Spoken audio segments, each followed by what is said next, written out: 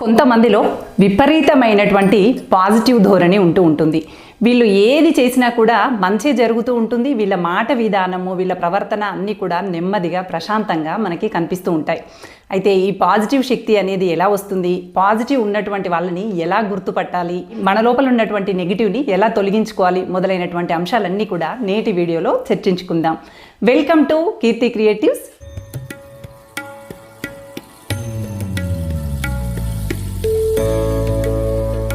నేను మీ కీర్తనారెడ్డి. సామాన్యంగా ఎవరికైనా చిన్నగా కోపతాపాలు వస్తూనే ఉంటాయి. సందర్భాలను బట్టి జరగాల్సినటువంటి పనులు సరిగ్గా జరగకపోవటం వల్లనో, మాట విధానం సరైనటువంటి పద్ధతిలో లేకపోవటం వల్లనో చిన్న చిన్న కోపాలు, తాపాలు, ఇతరులతో అపార్థాలు అనేవి వస్తూనే ఉంటాయి.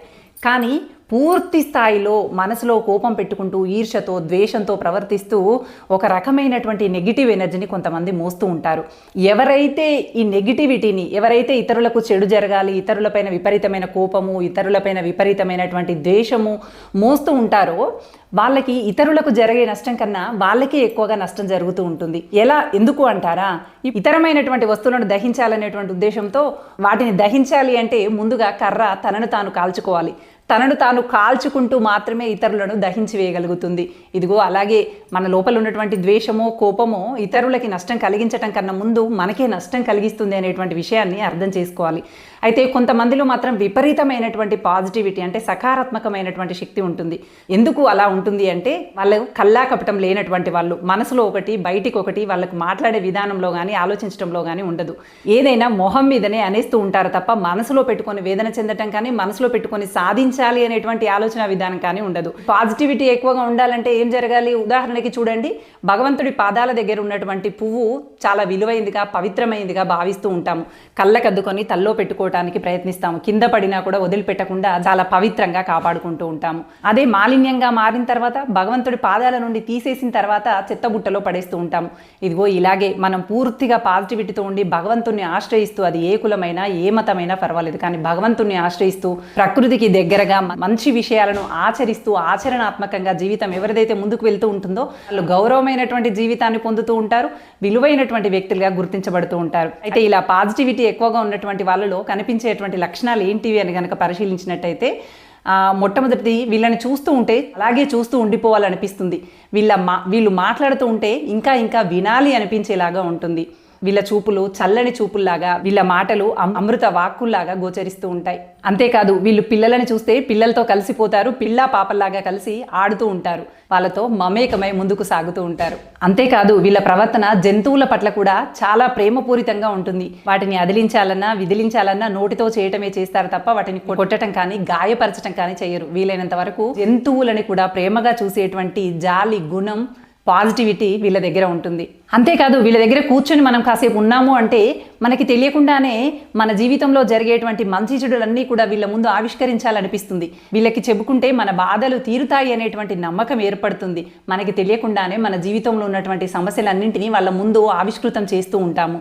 అంతేకాదు ఈ పాజిటివిటీ ఉన్నటువంటి వాళ్ళు ఎప్పుడూ నవ్వుతూ ప్రశాంతంగా కనిపిస్తూ ఉంటారు. వీళ్ళు ఎక్కడికి వెళ్తే అక్కడ సంతోషం అనేది వీళ్ళ చుట్టూ ఉంటుంది. సంతోషాన్ని పంచుతూ ఉంటారు. వీళ్ళు ఉన్న చోట వీళ్ళ రాక, వీళ్ళ మాట అక్కడ ఉన్నటువంటి వాతావరణాన్ని ప్రశాంతంగా మార్చేస్తుంది, సంతోషంలో ముంచెత్తుతుంది. కానీ ఇలా ఉండటం అనేది, ఇలా పాజిటివిటీతో ఉన్నటువంటి వాళ్ళకి అసలు కష్టమే రాదా, ఇబ్బంది అనేది ఉండదా, వీళ్ళ లోపల పూర్తిగా పాజిటివిటీ ఉంది కదా అని చెప్పి మనం అనుకుంటూ ఉంటాం. కానీ వీళ్ళకి కూడా కష్టాలు అనేవి ఉంటూ ఉంటాయి. ఎవరైతే పూర్తిగా నెగిటివ్ మోస్తున్నటువంటి వాళ్ళు, టాక్సిక్ పీపుల్ అంటూ ఉంటాం కదా, పూర్తి స్థాయిలో నెగిటివ్ మోస్తున్నటువంటి వాళ్ళు కొంతమంది ఏకమే కనుక ఈ పాజిటివ్ ఉన్నటువంటి వాళ్ళని ప్రతి పనిని ఇబ్బంది పెడుతూ కనుక వాళ్ళకి అవాంతరాలు కలిగించాలని చూసినట్టయితే ఖచ్చితంగా ఈ పాజిటివ్ ఉన్నటువంటి వాళ్ళు కాస్త మానసికంగా ఇబ్బంది పడుతూనే ఉంటారు.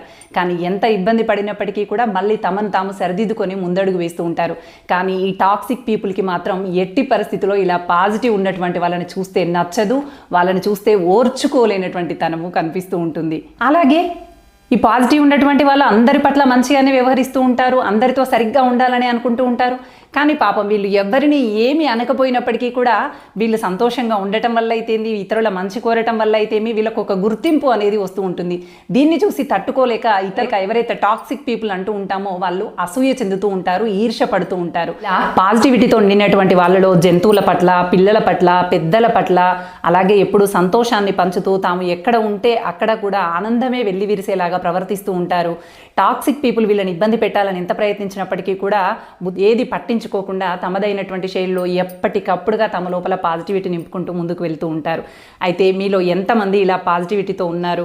మిమ్మల్ని చూసి ఎంతమంది అసూయ చెందుతూ ఉంటారు? మిమ్మల్ని ఇతరులు ఇబ్బంది పెట్టాలని ఎప్పుడైనా ప్రయత్నం చేశారా? మీరు మంచితనంగా వెళ్తూ ఉంటే మీకు ఆటంకాలు కలిగించడం కోసం టాక్సిక్ పీపుల్ మిమ్మల్ని చుట్టుముట్టారా? అలాంటి సందర్భాలలో మీరు మళ్ళీ ఎలా బయటపడ్డారు అనేటువంటి విషయాన్ని నాకు కామెంట్ సెక్షన్లో తెలియజేయండి. ఇక్కడ నేను మీకు ఒక కథ చెబుతాను. అంటే పాజిటివ్ పీపుల్ ఆలోచన విధానం ఎలా ఉంటుంది, నెగిటివ్ పీపుల్ ఆలోచన విధానం ఎలా ఉంటుంది అనేది. శాశ్వత శత్రుత్వాలు అస్సలే పనికిరావు. అందరితో కలివిడిగా ఉండాలి అనేటువంటి దృక్పథం ఒకరిదైతే, నచ్చినటువంటి వాళ్ళతో మాట్లాడకూడదు, పైగా వాళ్ళు ఎప్పుడు పతనం అవుతారా అని వాళ్ళ గురించి ఆలోచిస్తూ ఉండాలి అన్నట్టుగా ఉండేటువంటి ధోరణి ఇంకొకరిది. అయితే పూర్తి పాజిటివిటీతో ఎప్పుడు సంతోషంగా ఉంటూ పలువురికి ఆనందాన్ని పంచాలనేటువంటి ఆలోచన కలిగినటువంటి ఒక వ్యక్తికి తనేమో ఇద్దరి మధ్య విభేదాలు వచ్చినప్పటికీ కూడా తన మనసులో ఏమీ పెట్టుకోకుండా మామూలుగా మాట్లాడడం పలకరించేటువంటి ప్రయత్నాలు ఎన్నో చేస్తున్నప్పటికీ కూడా అవతలి వ్యక్తి మాత్రం తనేదో గొప్ప వ్యక్తి అయినట్టుగా తనని కలుపుకోపోవడానికి ప్రయత్నం చేస్తుంది, నేను అస్సలే కలవను అన్నట్టుగా ప్రవర్తిస్తూ ఉందట. అయితే ఈవిడ ఒకరోజు ఎవరైతే పాజిటివిటీని మోస్తున్నటువంటి వ్యక్తి ఉందో ఆవిడ ఒకరోజు అందరికీ పళ్ళు పంచాల్సినటువంటి పరిస్థితి ఏర్పడింది. ఏదో సంతోషకరమైనటువంటి వాతావరణంలో అందరికీ పళ్ళు పంచుతూ ఉందట. అందులో భాగంగా ఎవరైతే తనని ఇష్టపడినటువంటి వ్యక్తి, ఎవరైతే టాక్సిక్ పీపుల్ ఉందో ఆ వ్యక్తికి కూడా పళ్ళు పంచాల్సినటువంటి పరిస్థితి ఏర్పడింది. అయితే అందరికీ పళ్ళు ఇస్తూ ఆవిడకి పళ్ళు ఇవ్వకుండా పొగరుతో అక్కడ నుంచి గిర్రున తిరిగి రావచ్చు. కానీ ఆవిడ అలా ప్రవర్తించకుండా తను పూర్తి పాజిటివిటీతో ఉంది కదా, అందరిలో తనని బాధ పెట్టడం ఇష్టం లేక అందరితో పాటుగా తనకు ఇవ్వాలి అని చెప్పి తన దగ్గరికి వెళ్ళి పళ్ళు ఇవ్వబోయిందట. తను తీసుకోకపోగా మొహమంతా చిట్లించుకుంటూ అలాగా తన వైపు చూసిందట. కానీ ఈవిడ మాత్రం నవ్వుతూ అక్కడి నుంచి మిగతా పళ్ళు పంచుకుంటూ అక్కడి నుంచి ముందుకు సాగిపోయింది. ఆ తర్వాత అక్కడ ఉన్నటువంటి వాళ్ళు అన్నారట, ఎందుకు ఆవిడతో కలుపుకుపోవడానికి ప్రయత్నం చేస్తున్నావు? ఆవిడకి మీరంటేనే గిట్టదు కదా, ఎందుకు అందరిలో ఆ పళ్ళు ఇచ్చి అవమానపడటం తప్ప ఇంకేమైనా ఉందా? ఎందుకు మీరు అన్నిసార్లు అవమానపడటం అని చెప్పి అక్కడ ఉన్నటువంటి వాళ్ళు అడిగారట. అప్పుడు ఆ వ్యక్తి చెప్పినటువంటి సమాధానం ఏంటంటే, నేను పళ్ళు ఇవ్వకుండా రావచ్చు, కానీ నేను ఆ పళ్ళు తనకి ఇవ్వకుండా ముందుకు సాగినప్పుడు తనకు జరిగేటువంటి అవమానం నా వల్ల జరగకూడదు, ఆ మనసు నా వల్ల బాధపడకూడదు. నేను పళ్ళు ఇచ్చినప్పుడు తను తీసుకోకపోవడం వల్ల నా మనసుకు గాయమైంది, నేను అవమానపడ్డాను. అది తట్టుకోవటానికి నేను సిద్ధపడ్డాను, దానిని తట్టుకోవటానికి నా లోపల ధైర్యం ఉంది. కానీ నేనే కనుక తనని అవమానిస్తే నా ద్వారా తనకి బాధను పంచడం నాకు ఇష్టం లేదు. తను అవమానిస్తుంది, తను బాధ పెడుతుంది అని నాకు తెలుసు. అయినప్పటికీ కూడా తనకు అవమానం జరగకూడదు, నాకు అవమానం జరిగినా పర్వాలేదు అనేటువంటి సిద్ధాంతంతో అందరితో పాటు ఇచ్చానే తప్ప ఆవిడ ఎక్కువనో ఇతరులు తక్కువనో ఆవిడ ముందేదో చులకన అయిపోయాను అనేటువంటి భావన కానే కాదు అని చెప్పింది. నిజంగా ఎంత అద్భుతమైనటువంటి సమాధానం కదా. ఎంతమంది ఇంత పాజిటివిటీ నింపుకొని ఉంటారో చెప్పండి. తన వల్ల అవమానం జరుగుతుంది అని తెలుసు, అయినప్పటికీ కూడా తను నిరాకరించి ఇబ్బంది పెడుతుంది అని తెలుసు, అయినప్పటికీ కూడా పలువురిలో ఆవిడని అవమానించడం ఇష్టం లేకుండా అందరితో పాటు సమానంగా చూడగలిగేంతటి మంచి హృదయం ఉంది అంటే ఎంత పాజిటివిటీ తను మోస్తున్నట్టు లెక్క. ఇంత పాజిటివిటీ సాధించాలంటే మామూలు విషయం కాదు కదా. ఆధ్యాత్మికమైనటువంటి విషయాలని ఆచరించడంలోనే అసలైనటువంటి జీవితం దాగి ఉంది అనేటువంటి రహస్యాన్ని ఈవిడ మాటల ద్వారా చాటి చెప్పినట్టు అనిపించింది. నిజంగా కదా, అవతలి వాళ్ళు అవమానిస్తారని తెలిసినప్పటికీ కూడా వాళ్ళ వల్ల మనకు అవమానం జరిగినా అది భగవంతుని ఖాతాలో వేసేద్దాం, కానీ మన వల్ల వాళ్ళకి అవమానం జరగకూడదు అనేటువంటి ఆలోచన ధోరణి ఎంతమందికి ఉంటుంది చెప్పండి. అక్కడ ఆ వ్యక్తిని బాధ పెట్టడం క్షణకాలం, అందరికీ పల్లించుకుంటూ నవ్వుకుంటూ అహంకారంతో అక్కడి నుంచి వెళ్ళిపోతే తను తలదించుకోవాల్సినటువంటి పరిస్థితి ఉండేది. కానీ అలా జరగకుండా అందరితో పాటు సమానంగా చూస్తూ తను ఇచ్చినటువంటి అవమానాన్ని భగవంతుని ఖాతాలో వేస్తూ ముందుకు సాగింది. అంటే ఎంతటి పాజిటివిటీ ఉన్నట్టు. ధర్మాన్ని నమ్ముకొని ముందుకు సాగుతూ ఉన్నప్పుడు విపరీతమైనటువంటి పాజిటివిటీ మనలో ఉంటుంది. అయితే కొన్ని సమస్యలు వచ్చినప్పుడు కొంతమంది వ్యక్తుల ప్రభావం చేత మన లోపల కూడా నెగిటివిటీ అనేది వస్తూ ఉంటుంది. దాన్ని క్రమక్రమంగా మనమే పరిశీలించుకొని నిర్మూలించుకుంటూ మళ్ళీ పాజిటివ్ వైపు అడుగులు వేస్తూ ముందుకు వెళ్ళాలి. మరి మీ జీవితంలో మీరు ఎంతమంది పాజిటివ్తో కూడుకున్నటువంటి వ్యక్తులను చూశారు? పాజిటివ్ వైపుగా అడుగులు వేసేటువంటి ప్రయత్నం చేద్దాం. Thank you for watching. Bye.